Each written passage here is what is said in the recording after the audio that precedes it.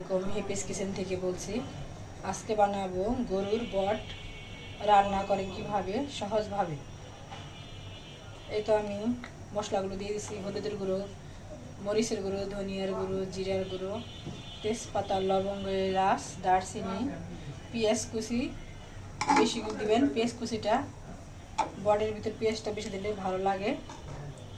এই তো আমি সব মশলা দিয়ে দিচ্ছি, স্বাদ মতো লবণ, তেল।